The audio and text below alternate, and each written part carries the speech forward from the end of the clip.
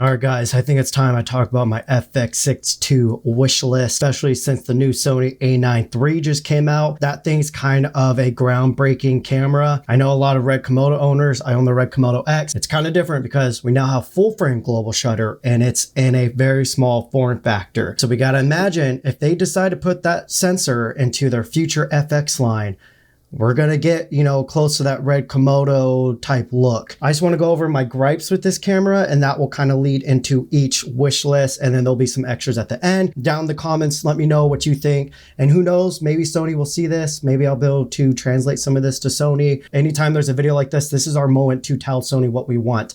They rely on all of us creators and people in the field to tell them what they want. And they listen. That's what's cool about Sony. My number one issue with the FX6 and why I like the FX3 more is just the way that they built this. There's a lot of things that you have to start adding on to it. And so I ended up getting the FX3 after I got the FX6 and ended up loving the FX3 way more because I was having to build this out and try to come up with all these different workarounds to put stuff on this camera. Versus the FX3, you could just get the Condor Blue cage and you just build it out however you want. So in my mind, I was like, if I'm already having to do this with the FX6 and like triple the size of my bag and all the extra things I have to bring, I might as well just use the FX3. Let's start off first with audio. We all know how freaking annoying it is that there's no audio ports on this camera. That is just, Sony, what are you doing? You guys are better than that. We don't have a 3.5 millimeter jack on this camera. Not even on the top handle. It's crazy. Anyways, that kind of limits you on being able to use other top handles. With the top handle on here, it's okay, but it's kind of big and obnoxious and there's no way to put a monitor on it. It's kind of annoying top handle. It's great that we have buttons up here, so they do come in handy. But come on, Sony, like you're the best out there. Like there's other ways to implement that. Is that the word implement?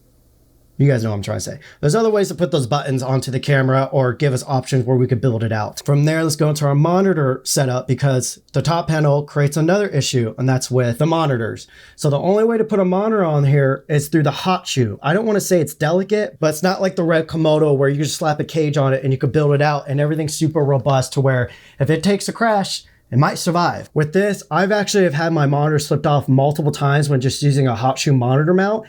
And every time it goes crashing, luckily I was usually using my port keys monitor, and these things are tanks. There's like Gorilla Glass and everything on them, but I've ripped SDI cables out and everything just because of it slipping off. There's some options where you could rig up this weird, I think it's like a 12 or 13 millimeter rod, and you could convert it, or you could use a magic arm, which I hate using magic arms because we're in the field doing run and gun. You got to be able to move your monitor really quick. So it was just very annoying. And if you want to use any of the touchscreen stuff, you have to keep this monitor on here. And the monitor that comes with it, sorry, Sony, but this monitor is garbage. Like you can't see it in daylight at all. You have to use a little hood on it. It's not sharp. The color's not great on it. It's not a good monitor. Again, the whole amazing point to the FX6 is how compact it is, getting internal NDs and all that. So that was my second gripe. Like those two things alone were enough for me to be annoyed to not want to take this onto, quicker pace shoots or fashion shoots. I just rather have rigged out my FX3 and put a VND on there. So before we go into like image quality and stuff like that, there's still a couple more things about the body here. The batteries that they chose to put on here, really have an issue with this, but it was kind of annoying that I have to take a whole different format of battery on top of V-mounts. Kind of annoying. I don't think it's a huge issue. It's just, another thing to do. But on the Burano, they put a V-mount plate on there. Now, I don't know if they would ever do that on the smaller bodies. If they did, Sony, you would be the GOAT. That would just be amazing if you just flatten this out and give us, mini V-mounts. So let's go to image quality. I don't really have too much gripes with the image quality. I have gripes with the formats. So when I first got this camera, I just within a few days, I was out in Montana in the freezing cold shooting a documentary. I put it in the long GOP format because, I didn't know how long we're going to be filming out there and I didn't want to take up a bunch of crazy space. It was my first time shooting with it. Well, that night when I started going over my dailies and just doing color grades to plate the footage, I was excited. It looked amazing, but I was like, why is there some color banding on this footage? I thought maybe my computer monitor was messed up. I was like, did I make a mistake here? Well, I found out I didn't do the proper research. This isn't something that Sony really puts out there. But when you shoot a long GOP on this, it puts in 8-bit color mode.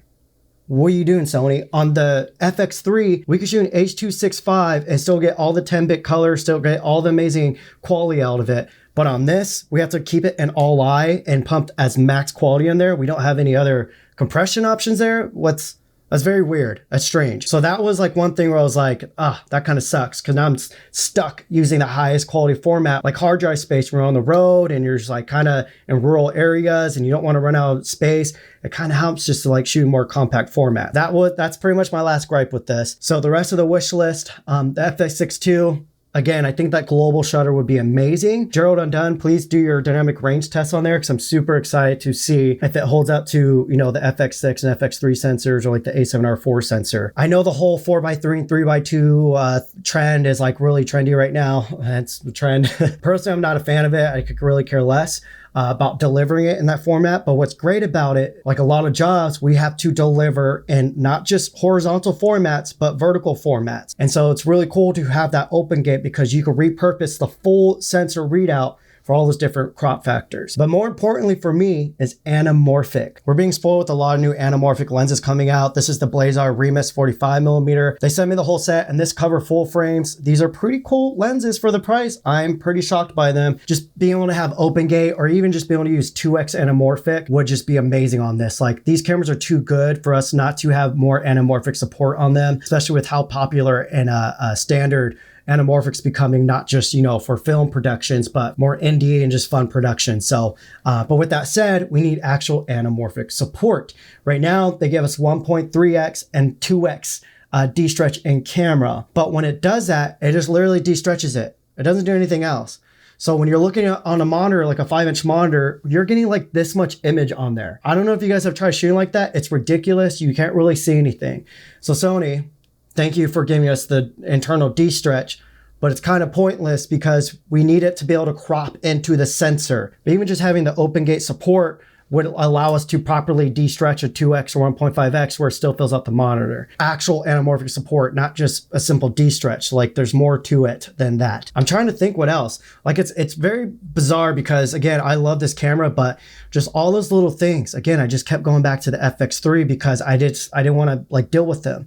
When I'm shooting like any cowboy stuff or run and gun stuff, I don't need a bunch of stuff to mess around with. I just want my build to be proper and perfect for what I'm doing, compact and nimble and precise and concise. And when it doesn't do that and things just start getting away, I want to rip things off. I get frustrated and I'm not able to focus on what my job is for that day. Now, one of the more important things is internal RAW. RAW actually doesn't bake anything onto the sensor, but on top of that is you get more bit rate out of your footage. So right now, internally, we only get 10 bit out of this. If they were to at least give us 12 bit RAW, that would be a game changer. I wouldn't mind if they made like two versions of the FX6 II, if one was cheaper, another one was more expensive, and it was basically like a baby FX9 without as much UI on it. To me, I think that would be well worth it. I did do a video where I compared the Komodo X versus the Sony FX6, and I show you guys a trick on how you can kind of cheat more color fidelity and color density out of the Sony cameras. So that trick kind of works, but it's not the same, especially when you start getting in mixed environments and you're just doing like run and gun documentary work. Just having like that 16-bit RAW, which some people say it's like a linear RAW, so it's 12-bit, whatever you guys want to say. The RAW coming out the Komodo is just insane. If we get something close to that internally, hats off to Sony. Like, that would be the one and done camera. Again, if they had global shutter, 6K, dual ISO with internal RAW, you would just ruin the competition. All the competition would be mad at you and they wouldn't be able to keep up. So if they did that for us, that would just be insane. That's it. That's my wish list. Again, in the comments, let me know if you guys think I'm crazy, or if you guys have similar things, or if you have some crazy ideas for the FX6 II. Again, Sony might watch this video. I might be able to send it to them, and they'll go through the comments. And yeah, that's it. Peace.